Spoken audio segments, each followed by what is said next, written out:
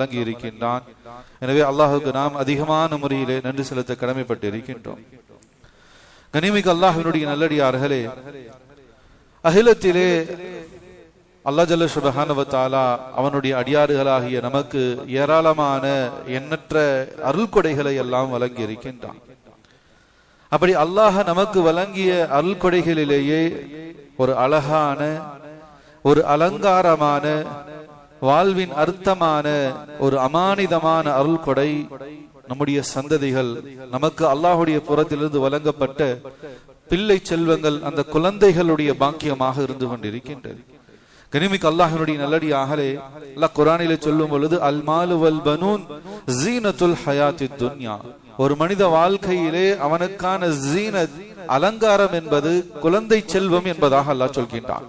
எனவே பிள்ளைகள் பாக்கியம், குழந்தை செல்வம், சந்ததிகளை வாழ்க்கையிலே பெற்றிருப்பது என்பது ஒரு மனிதனுக்கு அல்லாஹ் கொடுத்த ஒரு அழகான, ஒரு அலங்காரமான, அதே போல அர்த்தமான குழந்தைகள் தான் ஒவ்வொரு மனிதனுடைய வாழ்வின் அர்த்தமாக இருக்கு.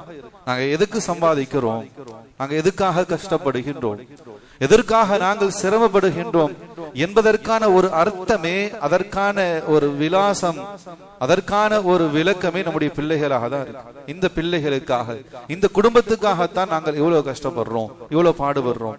எனவே வாழ்வின் அர்த்தமாக நம்முடைய பிள்ளைகள் நமக்காக இருந்து கொண்டிருக்கின்றார்கள். அதே போல வாழ்வின் அமானிதம், அல்லாஹ்வுடைய புறத்திலிருந்து நமக்கு கொடுக்கப்பட்ட ஒரு பெரும் அமானிதம் நம்முடைய பிள்ளை செல்வங்களாக இருந்து கொண்டிருக்கின்றது. அதனால்தான் நபி ஸல்லல்லாஹு அலைஹி வஸல்லம் அவர்கள் சொன்னார்கள், குல்லுக்கும் ராயின் ஃபமஸ்ஊலுன் அன் ரஅயதிஹி. நாளை மறுமையிலே ஒவ்வொரு பொறுப்புதாரிகளும் விசாரணை செய்யப்படுவாங்க. யாரெல்லாம் எதற்கெல்லாம் பொறுப்பாளர்களாக இருந்தார்களோ அவர்கள் அனைவர்களிடத்திலும் அவர்களுடைய பொறுப்புகளை குறித்து அல்லாஹ் ஜல்ல சுப்ஹானஹு வ தஆலா விசாரணை செய்வான். ஒவ்வொரு பெற்றோர்களிடத்திலும் தன்னுடைய பிள்ளைகளை குறித்து அல்லாஹ் விசாரிப்பான். உங்களுக்கு கொடுக்கப்பட்ட அந்த சந்ததிகளை, அந்த சமுதாயத்தை, அந்த குழந்தைகளை நீங்கள் எப்படி உருவாக்கினீர்கள், இந்த பிள்ளைகளை எப்படி இந்த உலகத்திற்கு தந்தீர்கள், எப்படிப்பட்ட ஒரு ஒழுக்க நெறிகளை அவர்களுக்கு கற்றுக் கொடுத்தீர்கள், யாராக அவர்களை இந்த உலகத்திலே நீங்கள் முன்னிறுத்தினீர்கள் என்பதாக குல்லுக்கும் ராயின் ஃபமஸ்ஊலுன் அன் ரஅயதிஹி நபி அவங்க சொன்னாங்க. ஒவ்வொரு பெற்றோரிடத்திலும் தன்னுடைய பிள்ளைகளை குறித்து, அவர்களுடைய வாழ்வியல் ஒழுக்க வாழ்க்கை முறைகளை குறித்து அல்லாஹ் நாளை மறுமையிலே விசாரிப்பான் என்பதாக சொல்லி நபி ஸல்லல்லாஹு அலைஹி வஸல்லம் அவர்கள் சொன்னார்கள். எனவே கண்ணியமிக்க அல்லாஹ்வினுடைய நல்லடியார்களே, நம்முடைய பிள்ளை செல்வங்களை நாம் எப்படி உருவாக்குகின்றோம், அவர்களுக்கு எதை தேர்ந்தெடுத்து கொடுத்து இருக்கின்றோம், எந்த வாழ்க்கை வழிமுறையை அவர்களுக்கு நாங்கள் முன்னிறுத்துகிறோம் என்பதை நாம் யோசிக்க கடமைப்பட்டு இருக்கின்றோம். ஏனென்றால் கண்ணியமிக்க அல்லாஹ்வினுடைய நல்லடியார்களே, நபி ஸல்லல்லாஹு அலைஹி வஸல்லம் அவங்க சொன்னாங்க, ஒவ்வொரு பெற்றோருக்கான கடமை, யாருக்கெல்லாம் அல்லாஹ் குழந்தை செல்வங்களை வழங்கி இருக்கின்றானோ அந்த பெற்றோர்களுடைய கடமை என்ன என்பதாக சொன்னால், மன் உலித லஹு வலதுன் ஃபல்யுஹ்ஸினு இஸ்முஹு, அந்த ஒவ்வொரு பெற்றோர் மீதும் கடமையாக இருந்து கொண்டிருக்கின்றது அந்த பிள்ளைகளுக்கு முதல் கட்டம் நல்ல பெயர்களை வைக்க, அர்த்தமான அழகான ஒரு துஆவுடைய பெயரை வைக்க வேண்டும். ஏன்னா பிள்ளைகளுக்கு என்ன பெயர் வைக்கிறோமோ அந்த பெயருடைய அசராத் கண்டிப்பாக அவங்களுடைய வாழ்க்கையில் இருக்கும். அதனால பெயர் வைக்கக்கூடிய விஷயத்துல நம்முடைய முன்னோர்கள், நம்முடைய சஹாபாக்கள் எந்த வழிமுறையை கையாண்டார்களோ, நம்முடைய உலமாக்கள் நமக்கு எதை வழிகாட்டுகின்றார்களோ அந்த அர்த்தமுள்ள பெயர்களை வைப்பது சிறப்புக்குரியதாக இருக்கு. எந்த பெயரை வைக்கிறோமோ அந்த பெயர் துவா, அந்த பெயரை வாழ்நாள் முழுவதும் ஒவ்வொரு நாளும் ஆயிரம் முறை நம்ம திரும்ப திரும்ப கூப்பிட்டுக்கிட்டே தான் இருப்போம்.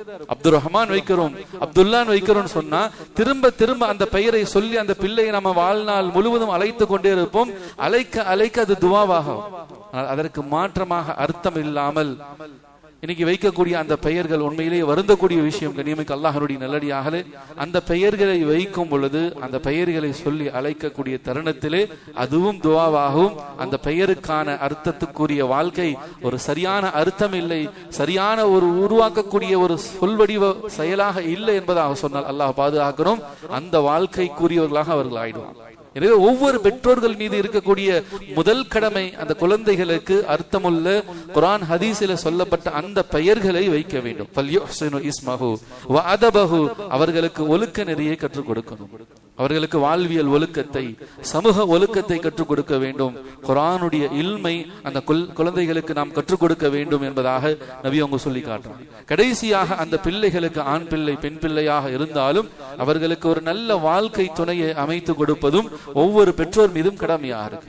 எனவே குழந்தைகளை பெற்றெடுத்த ஒவ்வொரு பெற்றோருக்கும் இருக்கக்கூடிய கடமை நல்ல பெயர்களை சூட்ட வேண்டும், அவர்களுக்கு ஒழுக்க நெறிமுறைகளை கற்றுக் கொடுக்க வேண்டும், குர்ஆனுடைய இல்மை மார்க்கத்தினுடைய அடிப்படையான அந்த இல்மை அந்த குழந்தைகளுக்கு கொடுக்க வேண்டும், நல்ல வாழ்க்கையை நல்ல வாழ்க்கை துணையை அந்த பிள்ளைகளுக்கு அமைத்து கொடுக்க வேண்டிய பொறுப்பு ஒவ்வொரு பெற்றோர்களுக்கும் இருந்து கொண்டிருக்கிறது என்பதாக பெருமானார் ஸல்லல்லாஹு அலைஹி வஸல்லம் அவர்கள் வழிகாட்டுகின்றார்கள். எனவே கண்ணியமிக்க அல்லாஹ்வுடைய நல்லடியார்களே, நம்முடைய பிள்ளைகளுடைய விஷயத்திலே நாம் இதை கவனித்துக் கொள்ள கடமைப்பட்டு இருக்கின்றோம்.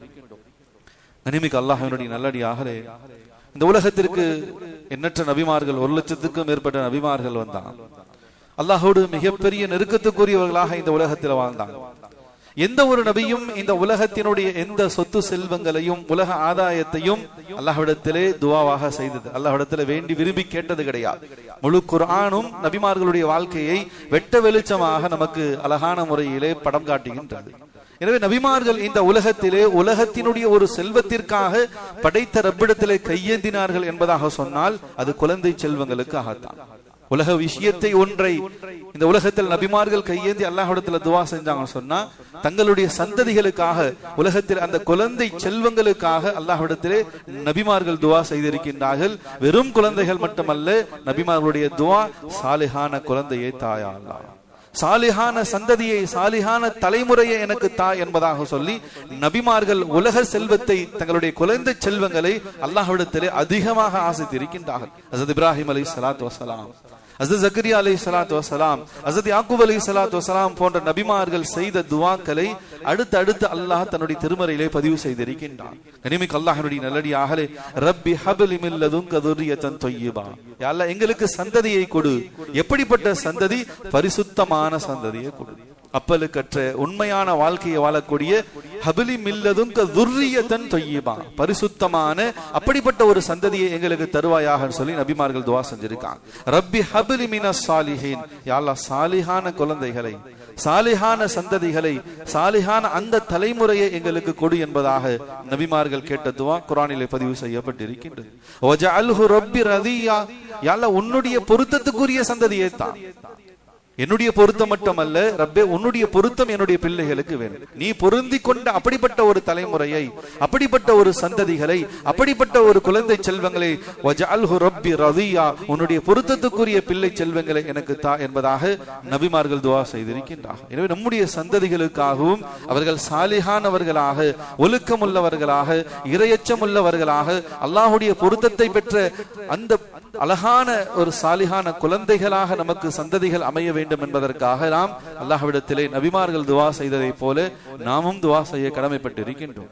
கனிமிக்க அல்லாஹ்வுடைய நல்லடியார்களே, பெருங்கொண்ட சமுதாயத்தை தனக்குரியதாக கொண்டவர்கள் தான் ஹஸரத் யாக்கூப் அலைஹிஸ்ஸலாத்து வஸலாம். அவர்களுடைய சந்ததிகள் தான் பனு இஸ்ரவேலர்கள். இன்றைக்கு உலகத்திலே மிகப்பெரிய ஆதிக்கத்தை செலுத்தி கொண்டிருக்கின்றார்கள். எனவே ஹஸரத் யாக்கூப் அலைஹிஸ்ஸலாத்து வஸலாம் தங்களுடைய சந்ததிகளை நினைத்து கவலைப்படுறாங்க. நாங்க இருக்கிற வரைக்கும் இவர்கள் ஈமான்ல இருக்காங்க, இஸ்லாத்துல இருக்காங்க, அல்லாஹ்வுடைய கட்டளைகளுக்கு வழிபடக்கூடியவர்களாக முஸ்லிம்களாக முஃமின்களாக இருந்து கொண்டிருக்காங்க. நமக்கு பிறகு நம்முடைய சந்ததிகள் இந்த தீன்ல நிலைத்து இருப்பாங்களா? அவங்களுடைய எதிர்காலம் எப்படி இருக்கும்? அவங்களுடைய மரண தருவாயில ஹஸரத் யாக்கூப் அலைஹிஸ்ஸலாத்து வஸலாம் அவங்க கவலைப்படுறாங்க. அம் குன்தும் ஷுஹதா ஐத ஹதர யாக்கூப் அல் மௌத், தங்களுடைய மரணம் நெருங்கிய தருணத்திலே தங்களுடைய சந்ததிகளை நினைத்து கவலைப்படுறாங்க. தங்களுடைய பிள்ளைகளை எல்லாத்தையும் ஒண்ணு கூட்டுறாங்க. தான் பெற்ற மகன்கள் எல்லாத்தையுமே யாக்கூப் அலைஹிஸ்ஸலாத்து வஸலாம் அவங்க ஒண்ணு கூட்டுறாங்க. தங்களுடைய மகன்கள் இடத்துல கேட்டாங்க, எப்பா அல்லாஹ் நமக்கு ஈமான கொடுத்திருக்கான், நபிமார்களுடைய சந்ததிகளாக நாம இருந்து கொண்டிருக்கோம். எனவே இப்போ நான் மரணத்தினுடைய தருவாயில இருந்து கொண்டிருக்கின்றேன். இது காலலி பனீஹி மா தஅபுதுன மின் பஅதி, என்னுடைய பிள்ளைகளே, என்னுடைய பிச்சலங்களே, என்னுடைய சந்ததிகளே, எனக்கு பிறகு நீங்கள் என்ன செய்வீர்கள்? எனக்கு பிறகு நீங்க எப்படி வாழ்வீங்க? எந்த மார்க்கத்தில் இருப்பீங்க? இந்த தீன்ல இஸ்லாத்துல அல்லாஹ்வுடைய கட்டளைகளை செய்யக்கூடியவர்களாக நீங்க இருப்பீங்களா? என்ன செய்வீங்க என்பதாக சொல்லி தன்னுடைய பிள்ளைகளிடத்திலே தனக்கு பிறகு அவருடைய எதிர்காலத்தை எப்படி அவர்கள் திட்டமிட்டு வைத்திருக்கிறார்கள் என்பதை அறிந்து கொள்வதற்காக யாக்கூப் அலைஹிஸ்ஸலாத்து வஸலாம் அவங்க தங்களுடைய மகன்களிடத்துல கேட்டாங்க. அப்ப மகன்கள் அந்த பிள்ளைகள் சொன்னாங்க, காலு நஅபுது இலாஹக வ இலாஹ ஆபாஇக இப்ராஹீம் வ இஸ்மாஈல் வ இஸ்ஹாக, நீங்கள் கவலைப்பட வேண்டாம், உங்களுடைய நாயனான உங்களுடைய தந்தை உங்களுடைய மூதாதையர்கள் இப்ராஹிம் இஸ்மாயில் இஸ்ஹாக் அலைஹிஸ்ஸலாத்து வஸலாம் அவர்கள் எந்த இறைவனை வணங்கினார்களோ அதே ரப்பை தான் நாங்களும் வணங்குவோம். நீங்க கவலைப்பட வேண்டாம். எங்களுடைய எதிர்காலத்தை நினைத்து நாங்க ஈமான்ல இருப்போமா, இஸ்லாத்துல இருப்போமா, அல்லாஹ்வை வணங்கக்கூடியவர்களாக தான் நாங்க இருப்போமா இல்லையான்னு சொல்லி நீங்க கவலைப்பட வேண்டாம். நீங்க எந்த இறைவனை வணங்கக்கூடியவர்களாக இருந்தீர்களோ, وَإِلَٰهَ آبَائِكَ إِبْرَاهِيمَ وَإِسْمَاعِيلَ إِسْحَاقَ, நீங்கள் வணங்கிய அந்த ரப்பை, உங்களுடைய மூதாதையர்களான அந்த நபிமார்கள் வணங்கிய அதே ரப்பை தான் நாங்களும் இறுதி வரைக்கும் வணங்குவோம். நாங்களும் இறுதி மூச்சு வரைக்கும் வாஹிதன் வ நஹ்னு லஹு முஸ்லிமூன், உறுதியான இஸ்லாத்தில் தான் இருப்போம். இஸ்லாத்தை விட்டு நாங்க வெளியே போயிட மாட்டோம். நீங்க கவலைப்படாதீங்க. எனவே தங்களுடைய மகன்களுக்கு இறுதியாக ஹஜ்ரத் யாக்கூப் அலைஹிஸ்ஸலாத்து வஸலாம் அவங்க சொன்னாங்க, ஃபலா தமூதுன்ன இல்லா வ அன்தும் முஸ்லிமூன். நன்றாக கேட்டுக்கொள்ளுங்கள், ஈமான் அல்லாமல், முஸ்லீமாக அல்லாமல் ஒரு காலம் நீங்க மரணிச்சிடாதீங்க. தங்களுடைய சந்ததிகளுக்கு ஹஜ்ரத் யாக்கூப் அலைஹிஸ்ஸலாத்து வஸலாமுடைய இறுதி வசியத் இதுதான், ஃபலா தமூதுன்ன இல்லா வ அன்தும் முஸ்லிமூன். ஈமான் இல்லாமல், முஸ்லீமாக இல்லாமல் நீங்கள் மரணிச்சிடாதீங்க. பெரிய நஷ்டம், நாளை மறுமை நிரந்தர நஷ்டவாளிகளாக நீங்க ஆயிடுவீங்க என்பதாக தங்களுடைய இறுதி வசியத்தாக தங்களுடைய சந்ததிகளுக்கு ஹஜ்ரத் யாக்கூப் அலைஹிஸ்ஸலாத்து வஸலாம் அவர்கள் இதை முன்மொழிந்தார்கள். கனிமிக்க அல்லாஹ்வுடைய நல்லடியார்களே, நம்முடைய சந்ததிகள், நம்முடைய பிள்ளைகள், நம்முடைய குழந்தை செல்வங்கள் அல்லாஹ்வுடைய புறத்திலிருந்து நமக்கு கொடுக்கப்பட்ட ஒரு அழகான அலங்காரமான அருக்குடையாக இருப்பதை போல அமானிதமாகவும் இருந்து கொண்டிருக்காங்க. அவங்களுக்கு எதிர்காலத்தை நாம் எப்படி அமைத்து கொடுத்திருக்கின்றோம், இன்னைக்கு இருக்கக்கூடிய கால சூழ்நிலைகள் எப்படி இருந்து கொண்டிருக்கின்றது. எனவே இந்த சூழலில் நம்முடைய பிள்ளைகளை நாம் எந்த பாதையிலே அழைத்து செல்ல வேண்டும், எப்படிப்பட்ட ஒரு ஒழுக்க நெறிகளை அவர்களுக்கு இந்த உலகத்தில் கொடுக்க வேண்டும் என்ற விஷயத்திலே நாம் அதீத கவனம் செலுத்த கடமைப்பட்டிருக்கின்றோம். கனிமிக்க அல்லாஹ்வுடைய நல்லடியார்களே, நெக்ஸ்ட் ஜெனரேஷன், அடுத்த தலைமுறை இன்றைக்கு எப்படி உருவாகி நிற்கிறாங்க, கண்ணுக்கு முன்னாடி நிற்கக்கூடிய இன்றைய ஜெனரேஷன் எப்படி உருவாகி நிற்கிறாங்க, அவர்களை நாம் எப்படி உருவாக்கி வைத்திருக்கிறோம் என்பதை நாம் அதை அதீத கவனத்தை செலுத்தப்பட வேண்டிய, அதீத கவலைப்பட வேண்டிய ஒன்றாக இருந்து கொண்டிருக்கு. இன்னைக்கு இருக்கக்கூடிய ஜெனரேஷன் அடுத்து வரக்கூடிய நெக்ஸ்ட் ஜெனரேஷன் எப்படி உருவாகி இருக்காங்க, அல்லது அவர்களை நாம எப்படி உருவாக்கி கொண்டு எந்த பாதையில் அழைத்து சென்று கொண்டிருக்கின்றோம், இதிலே அதீத கவனம் செலுத்த வேண்டும். அதே சந்தர்ப்பத்தில் அதீத கவலைக்குரிய விஷயமாகவும் இருந்து கொண்டிருக்கின்றது. அந்த அளவுக்கு இன்றைய தலைமுறையினுடைய செயல்பாடுகள், அல்லாஹ் பாதுகாக்கணும், மிக நெருக்கடிக்குரியதாக, மிக மோசமான ஒரு மனோநிலை உடையதாக இருந்து கொண்டிருக்கின்றது. கனிமிக்க அல்லாஹ்வுடைய நல்லடியார்களே, உலகளவிலே நடத்தப்பட்ட ஆய்வு 2016 இருந்து 1996 இருந்து 2016 வரைக்கும் இந்த இடைப்பட்ட காலங்களில் பிறந்த அந்த குழந்தைகள், அந்த தலைமுறை, அந்த சந்ததிகள் வெளி தோற்றத்தில் பார்க்கக்கூடிய அமைப்பில் மிகப்பெரிய ஜீனியஸ்களாக, மிகப்பெரிய அறிவார்ந்த பிள்ளைகளாக அவர்கள் காட்சி அளிப்பாங்க. உலகத்தினுடைய அத்தனை டெக்னாலஜியும் பயன்படுத்துவாங்க, மொபைல் போன் பயன்படுத்துவாங்க, கம்ப்யூட்டர் பயன்படுத்துவாங்க, ஏஐ டெக்னாலஜியில அவங்க ரொம்ப முன்னேறியவர்களாக இருந்து கொண்டு இருப்பாங்க. 1996 இருந்து 2016 பிறந்த இந்த குழந்தைகள் வெளி தோற்றத்தில் பார்க்கக்கூடிய சந்தர்ப்பத்தில் அறிவாற்றல் மிகுந்தவர்களாக, உலகத்தின் அத்தனை தொழில்நுட்பங்களையும் அதிகமான முறையில் பயன்படுத்தக்கூடியவர்களாக இருப்பாங்க.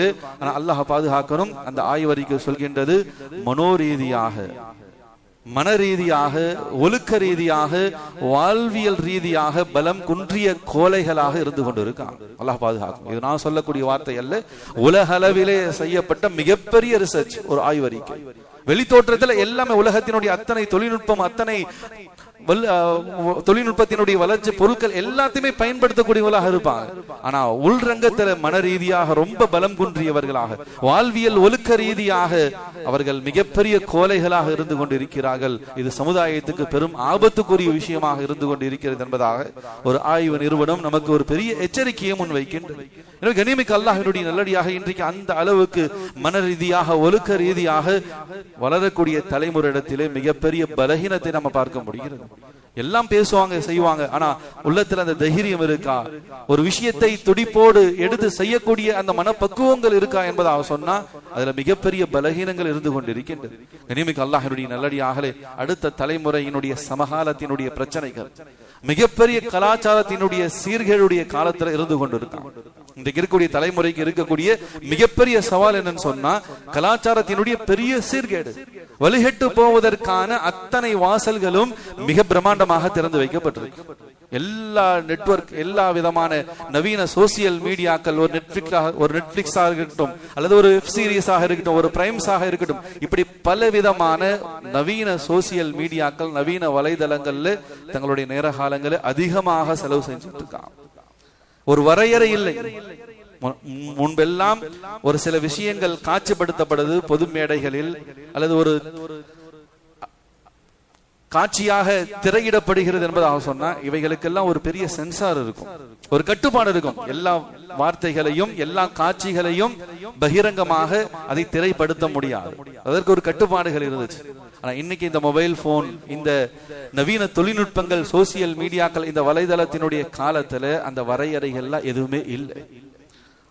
ஒரு 5 வயது பையன் கூட, அல்லாஹ் பாதுகாக்கணும், அபாயகரமான ஆபாசங்களை பார்ப்பதற்கான வழிவகுப்பு கூறிய சூழலில் தான் இன்றைய காலம் இருந்துகிட்டு இருக்கு. அல்லாஹ் பாதுகாக்கணும். யாரும் மறுக்கவும் முடியாது. நாம விளங்காம இருக்கலாம், ஆனா நம்முடைய பிள்ளைகள் நம்மளை விட ரொம்ப ஜீனியஸா இருந்துகிட்டு இருக்காங்க. அல்லாஹ் பாதுகாக்கணும். அல்லாஹ்விடத்தில் அதிகமாக நம்ம துஆ செய்யணும். எனவே சமூக சீர்கேடுகள் வழிகெட்டு போவதற்கான அத்தனை வாசல்களும் மிக பிரம்மாண்டமான முறையிலே திறந்து வைக்கப்பட்டு இருக்கின்றது. கனிமிக்கு அல்லாஹ்வுடைய நல்லடியாக இன்றைக்கு ரோல் மாடலாக சோசியல் மீடியாக்கள் அல்லது அதில் காட்சிப்படுத்தப்படக்கூடிய முன்னணி ஹீரோக்களை தான் தங்களுடைய ரோல் மாடலாக எடுத்துக்கிறாங்க. ஒரு விஷயத்தை நம்ம விளங்கணும், குறிப்பாக மாணவ சமுதாயம் விளங்கணும். சினிமாவின் மூலமாக யாராச்சும் சீர்திருத்தம் அடைந்தாங்க என்பதாக சரித்திரமே கிடையாது.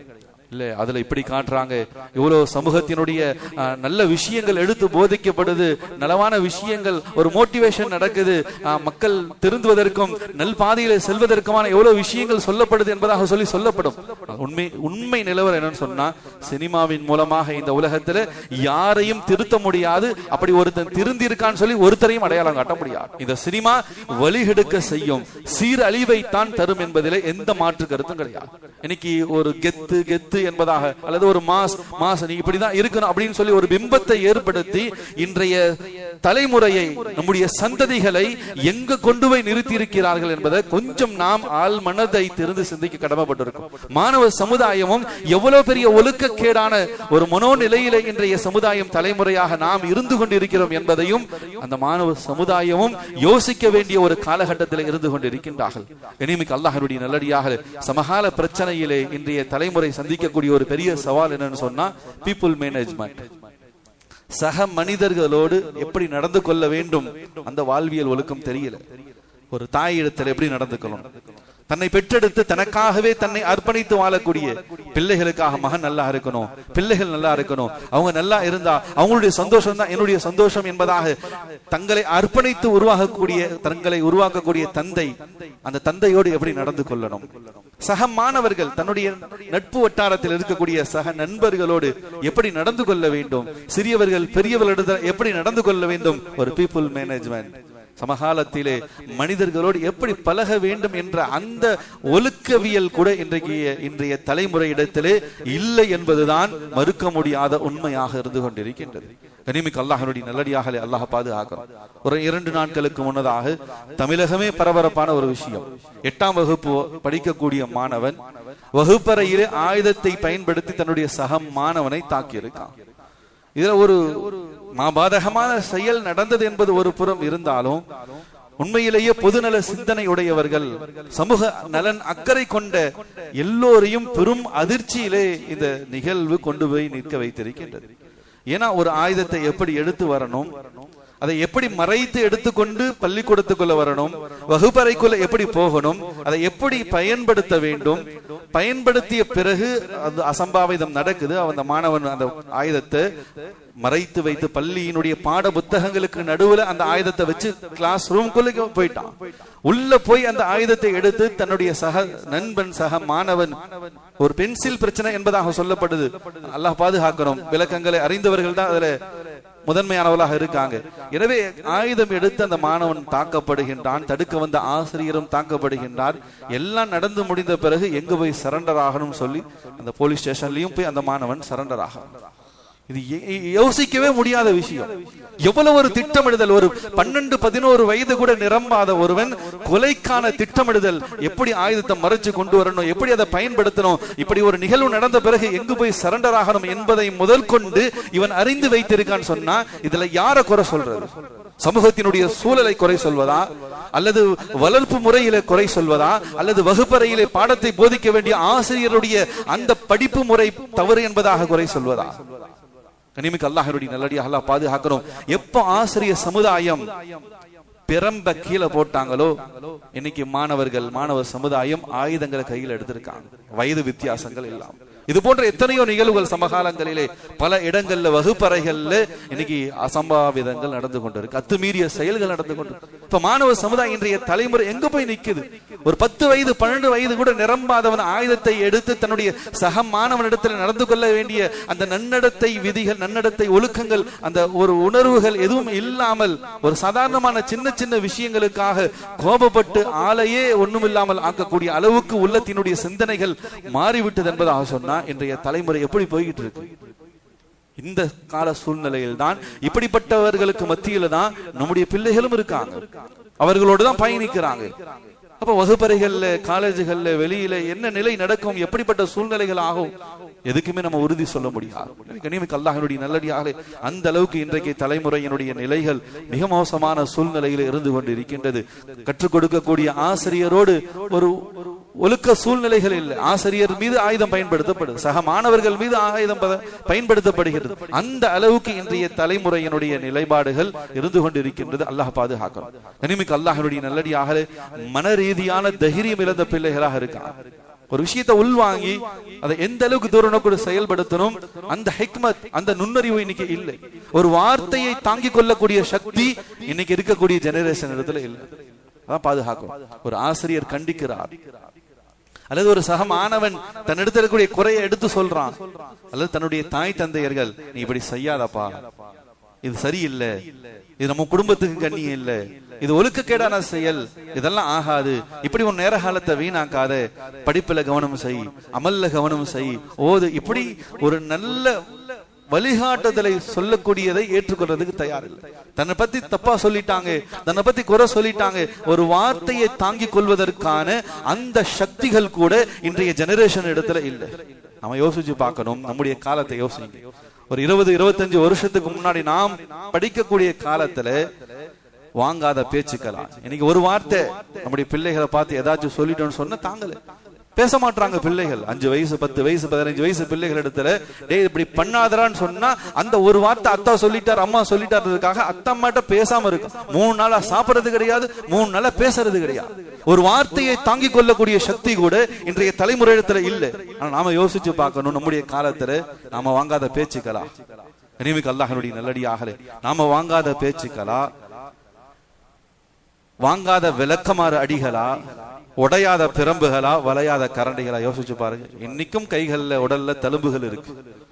நம்முடைய சேட்டைகள்ல, நம்முடைய விளையாட்டு தனத்துல, நம்முடைய பெற்றோர்கள் நம்ம அடித்த விதங்கள். ஆனாலும் எந்த விதமான குரோதம் இல்லை. அத்தா அடிச்சுட்டாரு, அம்மா அடிச்சுட்டாரு, உட்கார்ந்து மூலையில முடங்கி அழுகிறதுலாம் இல்லை. என்னதான் அடிச்சு துரத்தி வெளியே அனுப்புனாலும் அடுத்த வேலை சோத்துக்கு அம்மா கையில தட்டை எழுதித்தான் நிற்போம். அம்மா மேல எந்த குரோதமும் இருக்காது, அத்தா மேல எந்த குரோதமும் இருக்காது, எந்த விதமான வெறுப்பு உணர்வுகளும் ஏற்படாது. என்னதான் அடிச்சாலும் முடிச்சாலும் அத்தா அம்மா இடத்துல நல்ல ஒழுக்கமாக நடந்து கொள்ளக்கூடியவர்களாக தான் இருந்தோம். நம்முடைய ஆசிரியர்கள் எவ்வளவோ அடிச்சிருக்காங்க. இன்னைக்கு எல்லாம் அந்த பிரம்பை கீழே ஆசிரியர் சமுதாயம் மாணவர்களை ஒழுக்க நெறிப்படுத்தக்கூடிய விஷயத்துல அந்த பிரம்பை கீழே போட்டதுதான். எடுக்கக்கூடாத விஷயங்களை எல்லாம் பசங்க இன்னைக்கு கையில எடுத்துட்டாங்க. அல்லாஹ் பாதுகாக்கணும். கனிமிக்க அல்லாஹ்வுடைய நல்லடியார்களே, நான் படிக்கக்கூடிய காலத்துல ஒரு ஹோம்ஒர்க் பண்ணல, மேக்ஸோடைய ஹோம்ஒர்க் எங்களுடைய ஆசிரியர் கொடுத்திருந்தாங்க, அதை நாங்க செய்யாம விட்டுட்டோம். அன்னைக்கு ஆசிரியர் காலையில அவங்களுடைய கிளாஸ் நேரத்துல, மேக்ஸ் கிளாஸ் நேரத்துல அவங்க கிளாஸ் ரூமுக்கும் வரல. சரி, நாங்களுக்கெல்லாம் ரொம்ப சந்தோஷம், இன்னைக்கு டீச்சர் வரல, ஹோம்ஒர்க்கும் பண்ணல, தப்பிச்சுட்டோம்னு நினைச்சிட்டோம். மாலை நேரமாச்சு, கடைசி பீரியடு பிடி பீரியட், எல்லாருமே விளையாடுறதுக்காக பிடி பீரியடுக்காக கிரவுண்டுக்கு போயாச்சு. கிரவுண்டுக்கு போய் விளையாடிட்டு இருக்கோம். ஒரு 10 நிமிஷம் ஆயிடுச்சு. ஆளாளுக்கு அவங்க விளையாடிட்டு இருக்கும் போது வேற கிளாஸ் பையன் கிரவுண்டுக்கு, நாங்க விளையாடுற இடத்துக்கு வந்து, இது போல உங்க மேக்ஸ் டீச்சர் வந்திருக்காங்க, உங்களை எல்லாத்தையும் கிளாஸுக்கு வர சொன்னாங்க. பிடி சார் கிட்ட அனுமதி வாங்கி பர்மிஷன் வாங்கிட்டாங்களாமா, நீங்க எல்லாம் கிளாஸுக்கு வாங்க. எல்லாத்துக்கும் பயம் வந்துருச்சு. ஆஹா, இன்னைக்கு ஹோம்ஒர்க் பண்ணல, டீச்சரும் காலையில வரல, அவங்க பீரியடும் முடிஞ்சு போச்சு, கடைசி பீரியடு இன்னும் ஒரு 20 நிமிஷத்துல பெல் அடிச்சா எல்லாம் என்ன செஞ்சிட போறோம், பேக்க தூக்கிட்டு வீட்டுக்கு போக போறோம் அப்படின்னு சொல்லி ஜாலியா விளையாண்டு கொண்டு இருக்கக்கூடிய தருணத்துல அந்த கடைசி 20 நிமிஷத்துக்கு முன்னாடி ஒரு பையன் வந்து சொல்றான், உங்க மேக்ஸ் டீச்சர் உங்க கிளாஸ்ல வந்து உட்கார்ந்து இருக்காங்க, நீங்க எல்லாம் கிளாஸுக்கு போங்க. கிளாஸுக்கு போனோம். அல்லாஹ் அக்பர், 3 பெரம்பு உடைஞ்சிச்சு. அத்தனை பேருக்கு அடி. ஏன்னா யாருமே ஹோம்ஒர்க் பண்ணல. அதனால டீச்சர் மேல கோபம் வந்துச்சான், வெறுப்பு வந்துச்சான் இல்ல. அடுத்த நாள் அவங்க பீரியடுக்கு வந்தாங்க, கிளாஸுக்கு வந்தாங்க, சகஜமா பேசவும் சகஜமா பாடம் நடத்தினாங்க. அந்த குரோதம் வெறுப்பு அவங்களும் அந்த வேகமும் அந்த அடியும் எல்லாம் வகுப்பறைக்குள்ளதான். வெளியில போனா அவங்க ஒரு ஆசிரியர் மாணவர் என்ற ரீதியில் அல்லாமல் நண்பனாக தான் பழகினாங்க. கண்ணியமிக்க அல்லாஹ்வுடைய நல்லடியார்களே, இப்படி அடி உதைகள் எல்லாம் வாங்கி பண்பட்டு தான் நாம இந்த உலகத்துக்கு வந்தோம். ஆனா இன்னைக்கு நம்முடைய சமுதாயம், நம்முடைய தலைமுறை, நம்முடைய ஜெனரேஷன் ஒரு வார்த்தையை தாங்கிறது கூட சக்தி இல்லை. அத்தா இப்படி சொல்லிட்டாரு அப்படின்னு சொல்லி உட்கார்ந்து அழுக, ஒண்ணுமே இல்லை, ஒரு வார்த்தைக்கு உட்கார்ந்து அழுகிறாங்க. என்ன செய்யறது இந்த சமுதாயத்தை? இன்றைய தலைமுறை நம்ம என்ன செய்ய முடியும்? கண்ணியமிக்க அல்லாஹ்வுடைய நல்லடியாக மன ரீதியான மிகப்பெரிய பலகீனம் இன்னைக்கு இருக்கக்கூடிய ஜெனரேஷன். வீரமும் விவேகமும் ஊட்டி வளர்க்கணும். கண்ணியமிக்க அல்லாஹ்வுடைய நல்லடியாக வரலாற்றுல பார்க்கலாம். அப்துல்லாஹ் இப்னு ஸுபைர் ரலியல்லாஹு தஆலா அவர்கள், ஹஜ்ரத் அஸ்மா ரலியல்லாஹு தஆலா, ஸுபைர் ரலியல்லாஹு தஆலா அவங்களுடைய மகனார். அபூபக்கர் ரலியல்லாஹு தஆலா அவர்களுடைய பேரன். அஸ்மா ரலியல்லாஹு தஆலா அவங்க அபூபக்கர் சித்திக் ரலியல்லாஹு தஆலா அவங்களுடைய மூத்த மகள். ஆயிஷா ரலியல்லாஹு தஆலா அவங்களுடைய சகோதரி. அவங்களுடைய மகன் தான் அப்துல்லாஹ் இப்னு ஸுபைர் ரலியல்லாஹு தஆலா. அவங்க சின்ன பிள்ளையாக குழந்தையாக இருக்கக்கூடிய சந்தர்ப்பத்துல வரலாறுகளை பதிவு செய்யப்படுது. ஹஜ்ரத் ஸுபைர் ரலியல்லாஹு தஆலா என்ன செய்வாங்க சொன்னா, அவங்க போருக்கு போனா தன்னுடைய மகனை முதுகுல தூக்கி கட்டிக்கிட்டு தான் போவாங்க. மகனையும் தூக்கிக்கிட்டு போருக்கு போவாங்க. 3 வயசு 4 வயசு கூட நிரம்பாத மகன், அந்த மகனை முதுகுல உப்பு மூட்டை ஏத்தி அவனை ஒரு துணியை வச்சு, ஒரு தலப்பா துணியை வச்சு இடுப்போடு சேர்த்து கட்டிக்கிட்டு போர்க்களத்துல வாளேந்தி போராடுவாங்க. தாய் என்ன செய்வாங்க சொன்னா, இன்னைக்கு இருக்கக்கூடிய அமைப்புல அன்றைய சுய தேவைகளை நிறைவேற்றுவதற்கான தனி அறைகள்லாம் வீடுகள்லாம் இல்லை, காடுகளுக்கு தான் போவாங்க. எனவே காலை நேரம் சூரியன் உதயமாவதற்கு முன்னாடி, சுபு சாதிக்கு முன்னாடியே தஹஜ்ஜுடைய நேரத்திலேயே பெண்கள் தங்களுடைய தேவைக்காக வெளியில காடுகளுக்கு சென்றுட்டு வருவாங்க. எனவே அஸ்மா ரலியல்லாஹு தஆலா அவங்களும் இது போல போகும்போது தன்னுடைய மகன் 4 வயசு 5 வயசு மகனையும் தூக்கி முதுகுல சுமந்துக்கிட்டு உப்பு மூட்டை ஏத்திக்கிட்டு தன்னுடைய முந்தானையோடு சேர்த்து கட்டிக்கிட்டு போவாங்க. நீண்ட நெடிய தூரம் காடுகளுக்குள்ள போவாங்க. ஒரு இடத்துல மரத்தடியில இருட்டுல, இன்னைக்கு இருக்கக்கூடிய அமைப்புல இரவை பகலாக்கக்கூடிய, விண்ணை முட்டக்கூடிய வெளிச்சங்கள் எல்லாம் எதுவுமே கிடையாது. சாதாரணமான சிமிலி விளக்கு அல்லது சூரியன் அல்லது சந்திரன் அல்லது அந்த நட்சத்திரங்களினுடைய அந்த வெளிச்சத்தை தவிர வேற எதுவும் இருக்காது. எனவே அந்த நட்டநடு காட்டுல தங்களுடைய 5 வயது மகனை மரத்தடியில நிக்க வச்சுட்டு அங்கிருந்து கொஞ்சம் தூரம் தள்ளி போய் தங்களுடைய சுய தேவையை முடிச்சுட்டு திரும்ப மகனை தூக்கி முதுகுல சுமந்துக்கிட்டு வீட்டுக்கு வருவாங்க. வீட்டுல இருக்கக்கூடியவங்க சக தோழிகள் கேட்பாங்க, மகனை வீட்டிலேயே விட்டுட்டு போகலாமே, நீங்க ஏன் இப்படி சுய தேவைக்காக இந்த காட்டுல இந்த இருட்டுல பிள்ளை பயந்துக்காதா? தந்தை இடத்துல சொல்லுவாங்க, நீங்க போர்க்களத்துக்கு போறீங்க, நீங்க போக வேண்டியதானே, பச்சிலம் குழந்தையை தூக்கிய முதுகுல சுமந்துக்கிட்டு போறீங்க. அந்த தாய் தந்தையர் இருவரும் சொன்னாங்க, எங்களுடைய மகனை நாங்கள் வீரனாக வளர்க்க விரும்புறோம். இருட்டை கண்டோ அல்லது எதிரிகளை கண்டோ என்றைக்கும் என்னுடைய மகன் புறமுதையிட்டு காட்டக்கூடாது. அவனிடத்தில் அந்த பயம் வரக்கூடாது. உலகத்தை பார்த்து பயப்படக்கூடியவனாக என்னுடைய மகன் இருக்கக்கூடாது. இருட்டாக இருக்கட்டும், காடாக இருக்கட்டும், போர்க்களமாக இருக்கட்டும், எதிரிகளினுடைய கத்தி வீசு வாள் வீசக்கூடிய இடமாக இருக்கட்டும், அங்கு அவனுக்கு தைரியம் வர வேண்டும் என்பதை நாங்கள் இந்த சின்ன பிள்ளையிலிருந்து 5 வயசுலிருந்து அவனுக்கு கொடுத்து நாங்க வளர்க்கிறோம். அதனால தான் நாங்க இப்படி செய்யறோம். கனிமிக்க அல்லாஹ்வுடைய நல்லடியார்களே, ஒரு 10 வயசு 12 வயசு தாண்டி அந்த காலம், அப்துல்லா ரலியல்லாஹு தஆலா, அப்துல்லாஹ் இப்னு ஸுபைர் ரலியல்லாஹு தஆலா வீதியில விளையாடிட்டு இருக்காங்க, பசங்களோடு சேர்ந்து விளையாடிட்டு இருக்காங்க. அது உமர் ரலியல்லாஹு தஆலா அவங்களுடைய ஆட்சி காலம். உமர் என்பதாக சொல்லி பெயரை கேட்டாலே உலக நாடுகளே அதிர்ந்து போகும். இன்று வரைக்கும் உமர் என்பதாக சொன்னால் உலகத்துல ஒரு பெரும் தாக்கத்தை ஏற்படுத்தும். அந்த அளவுக்கு வீரமிக்க சஹாபி ஹஜ்ரத் உமர் இப்னு கத்தாப் ரலியல்லாஹு தஆலா. அந்த 10 வயசு பிள்ளைகள் எல்லாம் வீதியில விளையாடிட்டு இருக்காங்க. உமர் ரலியல்லாஹு தஆலா நகர் வலம் வராங்க. அந்த சைட்ல அந்த பக்கமாக தங்களுடைய தோழர்களோடு அவங்க வந்துகிட்டு இருக்காங்க. இந்த செய்தி கேள்விப்பட்ட உடனே விளையாண்டுகிட்டு இருந்த அத்தனை பிள்ளைகளும் ஓடி போயிட்டாங்க. இருந்த இடம் தெரியாம எல்லாமே ஓடி மறைஞ்சிட்டாங்க. ஏன்னா உமர் ரலியல்லாஹு தஆலா அவங்கள பார்த்தா பயம். ஆனா அப்துல்லா இப்னு ஸுபைர் ரலியல்லாஹு தஆலா, ஸுபைர் ரலியல்லாஹு தஆலாவுடைய மகனார் அப்துல்லா ரலியல்லாஹு தஆலா அவங்க ஓடல, அமைதியாக நின்றுட்டு இருந்தாங்க. உமர் ரலியல்லாஹு தஆலா கிட்ட வந்தாங்க. அவங்களுக்கும் ஒரு பெரிய ஆச்சரியம். எல்லா பசங்களும் பயந்து ஓடி போயிட்டாங்க. இவன் ஒருத்த மட்டும் தனியா நின்றுகிட்டு இருக்கானே அப்படின்னு சொல்லி ஆச்சரியத்தோடு கொஞ்சம் புன்முறுவல் பூத்தவர்களாக அப்துல்லாஹ் இப்னு ஸுபைர் ரலியல்லாஹு தஆலா அவங்க இடத்துல வந்து கேட்டாங்க, எப்ப எல்லாம் நான் வரேன்னு தெரிஞ்சவனே பார்த்து பயந்து ஓடிட்டாங்க, உனக்கு என்ன பார்த்தா பயம் இல்லையா? உனக்கு என்ன பார்த்தா பயம் இல்லையா அப்படின்னு சொல்லி கேட்டாங்க. அப்ப அப்துல்லாஹ் இப்னு ஸுபைர் ரலியல்லாஹு தஆலா சொன்னாங்க, ஹலீஃபா அவர்களே, நான் ஒன்னும் குற்றவாளி எல்லாம் கிடையாது. நான் குற்றம் செஞ்சிருந்தா தானே பயப்பட உங்களை பார்த்து, ஜனாதிபதி வராரு ஏதாச்சும் தண்டனை கொடுத்துருவாருன்னு சொல்லி. எனவே நான் குற்றவாளி எல்லாம் இல்லை, நான் எந்த குற்றமும் செய்யல, எந்த தப்பு தண்டாலாம் செய்யல, நான் பாவெல்லாம் செய்யல, நான் நல்லவன், நான் சாலிஹான பிள்ளை. அதனால நான் உங்களை எதுக்கு பார்த்து பயப்படணும்? 2வது, நீங்க வரீங்கன்னு சொன்னா இங்க ஒத்தடி ரோடு எல்லாம் இல்லை, நீங்க வர்றதுக்காக நான் ஒதுங்கி போனோம் அப்பதான் நீங்க போக முடியுன்ற சூழலும் கிடையாது.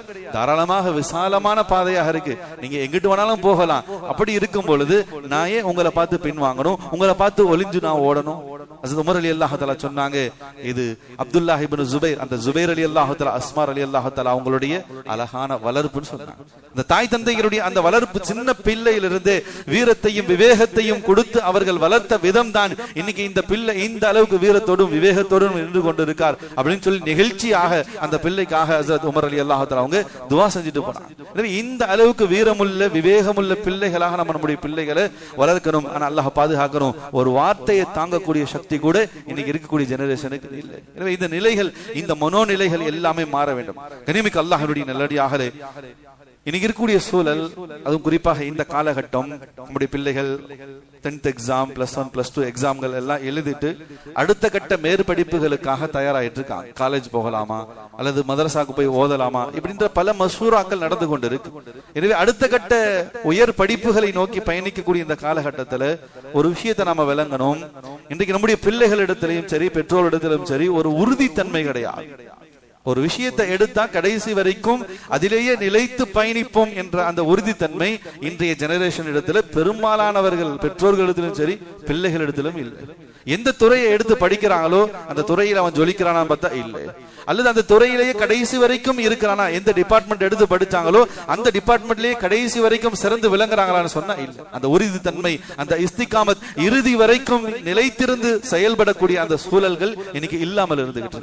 கனிமிக்க அல்லாஹ்வுடைய நல்லடியார்களே, சுஃபியான் ஸௌரி ரஹ்மத்துல்லாஹி அலைஹி மிகப்பெரிய மார்க்க அறிஞர். அவங்களுடைய வயதினுடைய இறுதி காலகட்டம், சக்கராத்தில் இருந்துகிட்டு இருக்காங்க.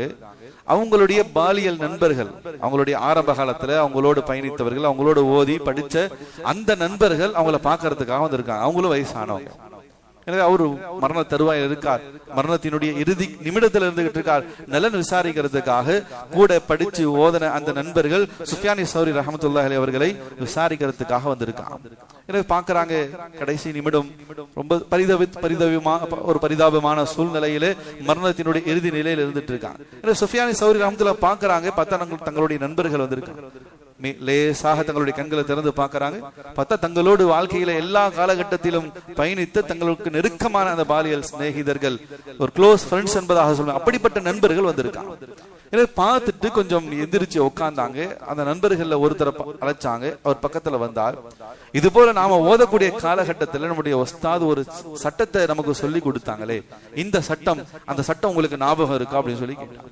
அப்ப அந்த வயதானவர் அவர் பார்க்க வந்தவர் சொன்னது எனக்கு ஞாபகம் இருக்கு. அப்ப அதை சொல்லுங்கன்னு சொல்லி தங்களுடைய தலகாணிக்கு அடியில இருந்த பேனாவையும் பேப்பரையும் எடுத்து சுஃபியான் ஸௌரி ரஹ்மத்துல்லாஹி அலைஹி அவர்கள் அவரிடத்துல அந்த சட்டத்தை கேட்டு எழுதி வச்சுக்கிட்டாங்க. மக்கள் கேட்டாங்க, இந்த நிலையத்திலும் இந்த நேரத்திலும் இந்த நிலையிலுமா இப்படி நீங்க ஒரு சட்டத்தை அறிந்து அதை பதிவு செய்யணும்? இப்ப சுஃபியான் ஸௌரி ரஹ்மத்துல்லாஹி சொன்னாங்க, என்னுடைய இல்மினுடைய தேற்றம், அந்த வேட்கைக்கு எல்லைகள் கிடையாது. என்னுடைய இறுதி மூச்சு வரைக்கும் நான் இதுல நிலைத்திருப்பேன். அவங்க மிகப்பெரிய ஃபகீஹா இருந்தாங்க. காலம் முழுவதும் தங்களுடைய அந்த ஃபகீஹ் மார்க்கத்தினுடைய சட்டத்துறையிலேயே தங்களுடைய வாழ்க்கை முழுவதும் பயணித்தாங்க. இறுதி மூச்சு வரைக்கும் அதையே அவர்கள் கற்கக்கூடியவர்களாக இருந்தாங்க. வந்தவங்க சொல்றாங்க, அவங்கள சந்திச்சுட்டு நாங்க வெளியே வாசல் வரைக்கும் கூட போயிருக்க மாட்டோம், இன்னா லில்லாஹி சத்தம் கேட்டுச்சு. அவங்க உயிர் பிரிஞ்சு போச்சு. இந்த உறுதித்தன்மை, இந்த இஸ்திகாமத் தான் இன்றைய தலைமுறை இடத்துல இல்ல. எதை தேர்ந்தெடுத்து படிக்கிறாங்களோ அதுல கடைசி வரைக்கும் உறுதியாக இருக்காங்களா, அதே துறையில செயல்படுறாங்களான்னு சொன்னா இல்ல. கனிமிக்க அல்லாஹ்வுடைய நல்லடியார்களே, நம்முடைய தலைமுறைக்கு, நம்முடைய ஜெனரேஷன், நம்முடைய பிள்ளைகளுக்கு நாமும் உறுதி எடுக்கணும். எந்த துறை ஒன்னு ஓதுறதுக்காக நாம முயற்சி செய்யறோமா, கடைசி வரைக்கும் நல்ல முறையில ஓதி நல்ல ஆலிம்களாக, ஹாஃபில்களாக உருவாகும். அல்லது படிக்கணும் அப்படின்னு முயற்சி எடுத்தோமா, அந்த படிப்பிலும் இறுதி வரைக்கும் இருந்து அதுல சாதிக்கிறதுக்கான வழியை பார்க்கணும். அந்த உறுதித்தன்மை, அந்த இஸ்திகாமத் இன்னைக்கு நம்முடைய தலைமுறை இடத்துல, இன்றைய ஜெனரேஷன் இடத்துல இல்லை என்பது இந்த சமுதாயம் மேலோங்கி போகாமல் இருப்பதற்கான காரணமாக இருக்கு. அல்லாஹ் பாதுகாக்கணும். இன்னைக்கு மாற்று சமுதாயத்தினுடைய ஒரு நடுநிலை சிந்தனவாதிகள், அவங்களை நாம அழைக்கிறோம். நம்முடைய பொதுக்கூட்டங்கள்ல, நம்முடைய பொது மேடைகள், இஸ்லாம் சமுதாயம் முன்னிறுத்தி எடுக்கக்கூடிய பொது மேடைகளுக்கு நீங்க வந்து பேசுங்கன்னு சொல்லி முஸ்லிம் அல்லாதவர்களை, ஒரு நடுநிலை சிந்தனையாளர்களை கூப்பிட்டு நம்ம என்ன செய்யறோம், அவங்களை பேச சொல்றோம். அவங்களும் வராங்க. நம்முடைய மேடைகள், நாம கொடுக்கக்கூடிய அந்த தலைப்பு, நாம அவங்க பேசி முடிச்சதுக்கு அப்புறம் நம்முடைய காசு நம்முடைய மேடையை பயன்படுத்திக்கிட்டு நமக்கே பயான் செஞ்சுட்டு போறாங்க. என்ன பயான் செய்யறாங்க? உங்களுடைய சமுதாயத்திடத்துல உறுதித்தன்மை கிடையாது. எந்த துறை எடுக்கிறாங்களோ அதுல இறுதி வரைக்கும் பயணிக்கிறது கிடையாது. அவங்க பெரும் பொறுப்புகளுக்கு வருவது கிடையாது. இறுதி வரைக்கும் போராடி எப்படியாச்சும் நாம ஜெயிப்போம் அப்படின்ற அந்த துடிப்புகள் கிடையாது. இதை நீங்க சரி செய்யுங்க, நீங்க போராட வேண்டிய அவசியமே இருக்காது. உங்களுடைய சமுதாயத்தினுடைய தேவைகள் எல்லாமே நிவர்த்தி ஆகும். நீங்க சமுதாயத்துல உருவாக்குங்க, மாணவர்களை உருவாக்குங்க, பிள்ளைகளை உருவாக்குங்க, துடிப்புள்ள பிள்ளைகளாக, உறுதிமிக்கவர்களாக, ஒரு சிந்தனை உடையவர்களாக, இறுதி வரைக்கும் போராடக்கூடிய அப்படிப்பட்டவர்களாக உருவாக்குங்க. அவங்களுடைய துறையில சிறந்து விளங்கக்கூடிய அளவுக்கு அவங்களுக்கு எல்லா விதமான ஒத்துழைப்புகளை செய்யுங்க. அப்பதான் உங்க பிரச்சனைகள் தீரும். நம்முடைய மேடையை பயன்படுத்தி கொண்டு நம்மிடத்திலேயே காசை வாங்கிட்டு நமக்கு உபதேசம் செய்யக்கூடிய அமைப்புல தான் நம்முடைய ஜெனரேஷன், நம்முடைய சந்ததிகளினுடைய வாழ்க்கை சூழல் இருந்து கொண்டிருக்கு என்பது ரொம்ப வருத்தத்துக்குரிய விஷயம். சரி செய்யப்பட வேண்டிய ஒன்றாக இருக்கு. கனிமிக்கு அல்லாஹ்வுடைய நல்லடியாக அல்லாஹ் பாதுகாக்கணும். இன்னைக்கு இருக்கக்கூடிய காலகட்டத்துல வயதை தாண்டிய ஒரு அபார முதிர்ச்சி சின்ன சின்ன பிள்ளைகளிடத்திலே இருக்கு. அல்லாஹ் பாதுகாக்கணும். வயசுக்கு தகுந்த பேச்சே இல்லை, ஒரு பெரும் முதிர்ச்சியான பேச்சு. இது மிகப்பெரிய சமுதாயத்துக்கு ஒரு பெரும் அழிவையும் அபாயத்தையும் ஏற்படுத்தும். வயதையும் அனுபவத்தையும் தாண்டிய அபார முதிர்ச்சியான பேச்சுக்களும் செயல்பாடுகளும். அதனாலதான் 8ஆம் வகுப்பு படிக்கக்கூடிய மாணவன் ஆயுதத்தை எடுத்து கொண்டு வந்து தன்னுடைய சக மாணவனை தாக்குகிறான் சொன்னா இது வயதை தாண்டிய முதிர்ச்சி. அவங்களுடைய சிந்தனைகள், செயல்பாடுகள் அப்படித்தான் இருந்துகிட்டு இருக்கு. அந்த அளவுக்கு அறிவாற்றல் உடையவர்களாக இருக்காங்க. ஆனால் ஒரு ஒழுக்க ரீதியான அவர்கள் மிக பலகீனமானவர்களாக, மிகப்பெரிய கோலைகளாக இருந்து கொண்டிருக்காங்க. ஆய்வறிக்கை சொல்லக்கூடிய விஷயமா இருக்கு. கண்ணியமிக்க அல்லாஹ்வுடைய நல்லடியார்களே, பிள்ளைகளுக்காக அதிகமாக துஆ செய்யுங்க. ஏன்னா இன்னைக்கு இருக்கக்கூடிய காலம் அப்படிதான் இருந்துகிட்டு. வயதை தாண்டிய அந்த முதிர்ச்சியான சிந்தனைகளும் செயல்பாடுகளும் குடும்பத்துக்கும் சரி, சமூகத்துக்கும் சரி பெரும் ஆபத்து. ஒரு காலத்துல அத்தா சொன்னா கேட்டுப்போம், அம்மா சொன்னா கேட்டுப்போம், பெரியவங்க உலமாக்கள் சொன்னா கேட்டுப்போம். இன்னைக்கு அந்த கேட்கிற இத்தாத்துடைய தன்மையே இல்லை. நீங்க என்ன சொல்றது, எனக்கு எல்லாம் தெரியும், நாங்க எல்லாத்தையுமே படிச்சிருக்கோம், எங்களுக்கு மொபைல் எல்லாமே காட்டப்படுது. அல்லாஹ் பாதுகாக்கணும். அதனால கட்டுப்படுதல் என்பது, இத்தாத் என்பது இல்லாமல் போயிடுச்சு. கண்ணியமிக்க அல்லாஹ்வுடைய நல்லடியார்களே, இவைகள் எல்லாம் சரி செய்யப்பட வேண்டும். வயதை தாண்டி அந்த முதிர்ச்சியான சிந்தனைகள் இது பெரும் சமூகத்துக்கு ஆபத்தாக இருக்கு. எனவே நம்முடைய பிள்ளைகளுக்காக நம்ம துஆ செய்யணும். குர்ஆன் நமக்கு சொல்லி காட்டுகின்றது, வ அஸ்லிஹ் லி ஃபி துர்ரியதி, யா அல்லாஹ் என்னுடைய சந்ததிகளை சீர்படுத்து, யா அல்லாஹ் சீர்படுத்திய சந்ததிகளாக, சாலிஹான பிள்ளைகளாக, சாலிஹான தலைமுறையாக, சாலிஹான பிள்ளைகளாக எங்களுக்கு தா என்பதாக சொல்லி வ அஸ்லிஹ் லி ஃபி துர்ரியதி, சந்ததிக்காக துஆ செய்யுங்க. நிமிக்க அல்லாஹ்வுடைய நல்லடியார்களே, ஒரு நெருக்கடியான கலாச்சார சீர்கேடுடைய காலகட்டத்தில் நாம் வாழ்ந்து கொண்டிருக்கின்றோம். நம்முடைய சந்ததிகளை குறித்து, நெக்ஸ்ட் ஜெனரேஷனுடைய வாழ்வியல் நிலைகளை குறித்து நாம் அதீதமான முறையில் கவலை செய்யப்பட வேண்டிய கடமை நம் அனைவர்களுக்கும் இருந்து கொண்டிருக்கிறது. எனவே நம்முடைய பிள்ளைகளுக்கு நாம எதை கொடுக்கிறோம் இங்கே நாம யோசிக்கிறோம். ஏன்னா நபி ஸல்லல்லாஹு அலைஹி வஸல்லம் அவங்க சொன்னாங்க, ஃபவல்லாஹி மல் ஃபக்ர அக்ஷா அலைக்கும், நான் பயப்படுறேன்னு சொன்னாங்க நபி ஸல்லல்லாஹு அலைஹி வஸல்லம். நான் அல்லாஹ்வை அஞ்சுகின்றேன். எதுக்கு என்பதாக சொன்னால், நீங்க எல்லாம் ஈமானை விட்டுடுவீங்க, இஸ்லாத்தை விட்டு போயிடுவீங்க அப்படின்ற பயம் எனக்கு எதுவும் கிடையாது.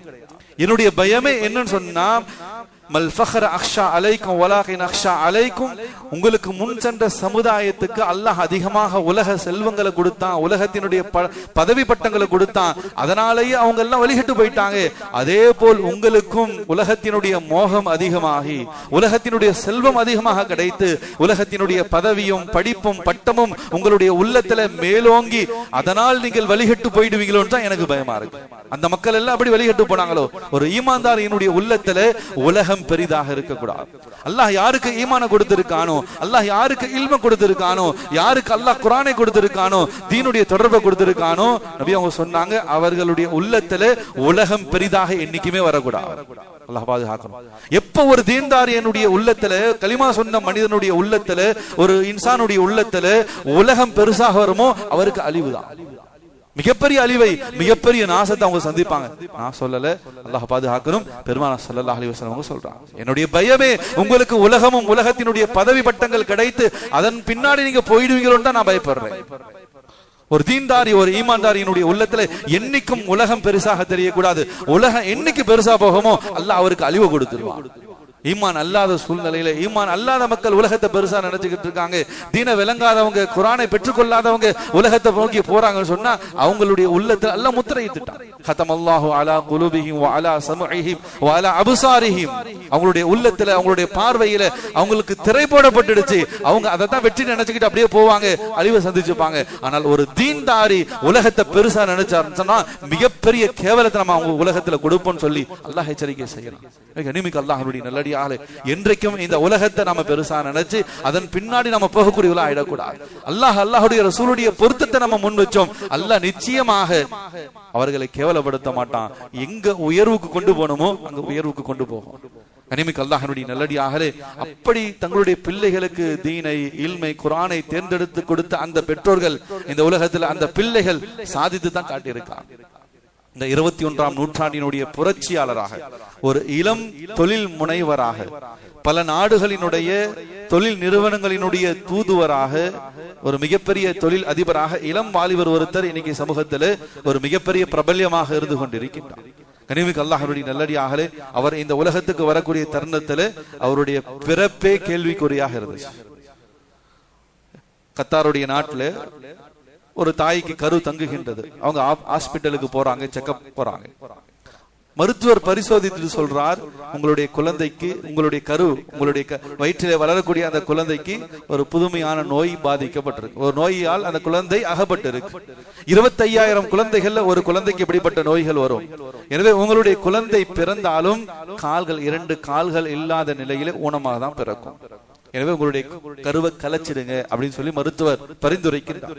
அந்த தம்பதியர்கள் சொல்றாங்க, இல்ல இல்ல, என்ன ஆனாலும் பரவாயில்ல, எப்படி இறந்தாலும் பரவாயில்ல, அல்லாஹ் கொடுத்த அந்த அருள் கொடை, அந்த அலங்காரம், அந்த ஜீனத், நாங்க அதை எதுவும் செய்ய மாட்டோம், பிறக்கட்டும். மருத்துவர் திரும்பவும் எச்சரிக்கை செய்கிறார், அப்படி பிறந்தாலும் அந்த குழந்தையால் சந்தோஷமாக நிம்மதியாக இந்த உலகத்துல வாழ முடியாது. மிகப்பெரிய ஒரு தாழ்வு மனப்பான்மையோடு உலகத்தினுடைய எந்த விதமான இன்பங்களையும் சந்தோஷங்களையும் அனுபவிக்க முடியாம தான் இருக்கும். அல்லது ஒரு கால் பிறக்கும் போதே இறந்து பிறந்தாலும் ஆச்சரியம் இல்லை. அப்படிப்பட்ட சூழ்நிலையில தான் இருக்கு. அவ்வளவு பலகீனமான கருவாக இருக்கு. அப்படி பிறக்கும் போது இறந்து பிறந்துச்சுன்னு சொன்னா தாயாகிய உங்களுக்கும் உங்கள் உயிருக்கும் ஆபத்து. இவ்வளவு பெரிய எச்சரிக்கை மருத்துவர்கள் மூலமா. அந்த நிலையிலும் அந்த பெற்றோர்கள் சொன்னாங்க, என்ன ஆனாலும் பரவாயில்ல, என் உயிரே போனாலும் பரவாயில்ல, இந்த குழந்தையை நாங்கள் பெற்றெடுப்போம். கால் இல்லாமல் பிறந்தால் நான் வலது காலாகவும் என்னுடைய கணவர் இடது காலாகவும் இருந்து எங்களுடைய பிள்ளையை நாங்கள் வளர்ப்போம் அப்படின்னு சொல்லி அந்த பிள்ளையை பெற்றெடுக்கின்றார்கள். கனிமிக்கு அல்லாஹ்வுடைய நல்லடியாகவே 2022 FIFA வேர்ல்ட் கப் நம்ம எல்லாத்துக்குமே தெரியும். உலக கால்பந்து பந்தயம் நடந்தது. கத்தார் நாட்டில் நடந்தது. உலகத்திலேயே அல்லாஹ்வுடைய பெரிய கிருபையில வளைகுடா நாடுகளிலேயே, அரபு நாடுகளிலேயே கத்தார் தனித்து நிற்கின்றது. ஈமான், இஸ்லாத்தை இந்த உலகத்துக்கு சொல்வதற்கான ஒரு வழி கிடைச்சிச்சு சொன்னா அதன் மூலமாக இந்த உலகத்திற்கு தாவத் கொடுப்பதற்கான அந்த சிந்தனையுடைய நாடாக கத்தாருடைய நாடு இருக்கு. எனவே FIFA வேர்ல்ட் கப் உலக கால்பந்தய போட்டி நடக்குது. ஒரு போட்டி நடக்குதுன்னு சொன்னா அந்த ஓபனிங் டே, அந்த முதல் நாள் எப்படி இருக்கும், அந்த பந்தயம் நடக்கக்கூடிய அந்த நாள்ல எவ்வளவு பிரம்மாண்டமான விழா ஏற்பாடுகள்லாம் இருக்கும். ஆபாசங்கள், அசிங்கங்கள், பலவிதமான அனாச்சாரங்கள் முன்னிறுத்தித்தான் இது போன்ற உலகளாவிய முறையில் நடக்கக்கூடிய நிகழ்வுகள் எல்லாம் முன்னெடுக்கப்படும். ஆனா அதற்கு நேர் மாற்றமாக FIFA வேர்ல்ட் கப்பை கத்தாருடைய நாட்டு முன்னெடுக்கின்றது. 2 கால்களும் இல்லாத கானிம் அல் மிஃப்தாஹ் என்பதாக சொல்லக்கூடிய கத்தார் நாட்டை சேர்ந்த அந்த வாலிபரை அழைத்து திருக்குர்ஆனுடைய வசனங்களை ஓதி ஆரம்பிக்கிறாங்க. யா அய்யுஹன் நாஸ் இன்னா خلقناكم من ذكر وانثى وجعلناكم شعوبا وقبائل لتعارف ان اكرمكم عند الله اتقاكم ان الله عليم خبير ان ربكم واحد ان اباكم واحد. உங்களுடைய இறைவனும் என்னுடைய இறைவனும் உலகத்தார்களுடைய இறைவனும் ஒருவன் அல்லாஹ்தான்.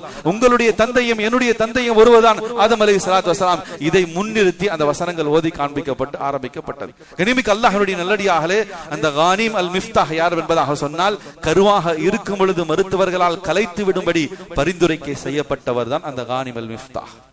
பெற்றோர்களுடைய மிகப்பெரிய முயற்சியில உலகத்துக்கு வந்தார். இன்றைக்கு உலகளாவிய முறையிலே, குறிப்பாக வளைகுடா நாடுகளில் பெரும் நிறுவனங்களினுடைய முதன்மை செயலாளராக இருந்துகிட்டு இருக்கார். பல நாடுகளினுடைய விளையாட்டு துறையினுடைய தூதுவராகவும் இருந்து கொண்டு இருக்கின்றார். அரை மனிதர் தான், நம்மளை போல அல்ல, 2 கால்களும் கிடையாது. அல்லாஹ்வுடைய பெரிய கிருபையில வளைகுடாவில் இருக்கக்கூடிய ஒரு பெரிய மலை, ஜபலே அஷம்ஸ் என்பதாக சொல்லுவாங்க. அந்த மலை ஒரு பெரும் சிகரம், எவரெஸ்ட் சிகரத்தை போல உயர்ந்த சிகரம். அந்த ஜபலே அஷம்ஸை அவருடைய உடல் பலகீனமான அந்த நிலையிலே ஏறி இறங்கி இருக்கின்றார். உலக சாதனையாக இருந்து கொண்டிருக்கு. அதே போல 2016 தவாஃப் உம்ராவுக்காக மக்காவுக்கு செல்கின்றார். மக்காவினுடைய அரசாங்கம் அவருக்கு ஒரு அனுமதி வழங்குகின்றது, ஷரியத்தும் அனுமதி வழங்கி இருக்கின்றது. இயலாதவர்களை வீல் சேர்களிலே வைத்து அவர்களை தவாஃப் செய்ய வைப்பதும் சை செய்ய வைப்பதற்கான மார்க்க அனுமதியும் இருக்கு, மக்காவில் அதற்கான வசதியும் இருக்கு. எனவே சவுதி அரசு அவரிடத்துல சொன்னுச்சு, நீங்க வீல் சேரை பயன்படுத்தி கொள்ளுங்க, ஒன்னு பேட்டரி சேர் இருக்கு அல்லது ஒரு ஆளையும் போட்டு நாங்க அனுப்புறோம், அதுல நீங்க தவாஃப் செய்யுங்க, நீங்க உம்ரா செய்யுங்க, சை செய்யுங்க. கனிமிக்கு அல்லாஹ்வுடைய நல்லடியார்களே, கானிம் அல் மிஃப்தா அதை மறுத்துறார். நான் வீல் சேரை பயன்படுத்த மாட்டேன், நான் என்னுடைய பலகீனமான இந்த உடலோடு தான் நான் தவாஃப் செய்வேன், அதுக்கு நீங்க அனுமதிங்க. இனிமேல் அல்லாஹ்வுடைய நல்லடியாக சாதாரண விஷயம் அல்ல.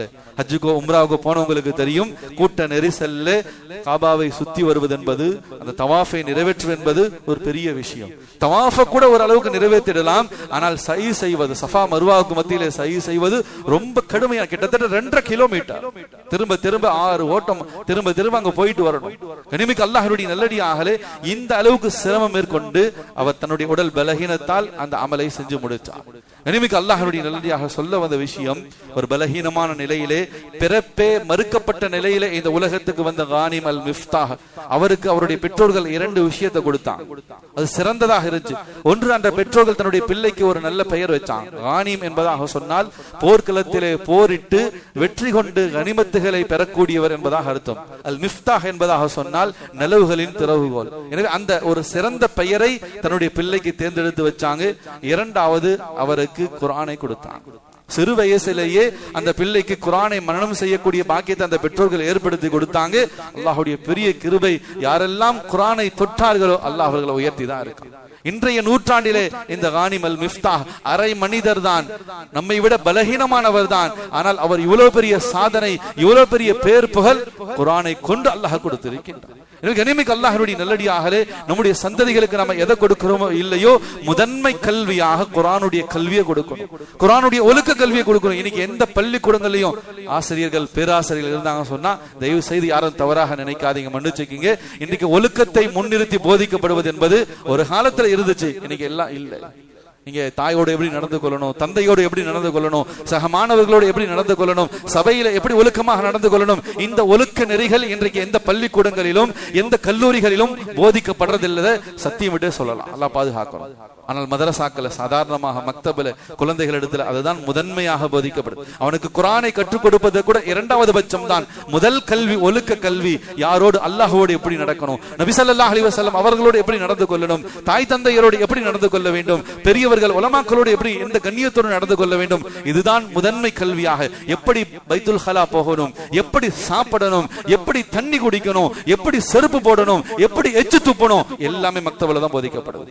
எனவே அந்த கல்வியை தான் ஈமான் கொண்ட மக்களாகிய நாம் நம்முடைய பிள்ளைகளுக்கு முதன்மை கல்வியாக கொடுக்கணும். அதற்கு பிறகுதான் இந்த உலகத்தினுடைய கல்வி. கனிமிக்கு அல்லாஹ்வுடைய நல்லடியா, எத்தனையோ பெற்றோர்களுடைய மனக்குமுறல் இதுவாக தான் இருந்துகிட்டு இருக்கு. என்னுடைய பிள்ளையை எங்கெங்கோ அனுப்பிச்சு வச்சேன், வெளிநாடுகளுக்கு போய் பிரான்சுக்கு அனுப்பி, ஜெர்மனுக்கு அனுப்பிச்சு, கனடாவுக்கு அனுப்பி, நான் என்ன செஞ்சேன், ரஷ்யாவுக்கு அனுப்பி என்னுடைய பிள்ளைக்கு நான் கல்வியை கொடுத்தேன், வேலையும் அவனுக்கு வெளிநாடுகள்ல தேர்ந்தெடுத்து கொடுத்தேன், எல்லாத்தையும் கொடுத்தேன். ஆனா பக்கத்துல இருந்த பள்ளிவாசலுக்கு என்னுடைய பிள்ளையை நான் அனுப்பல.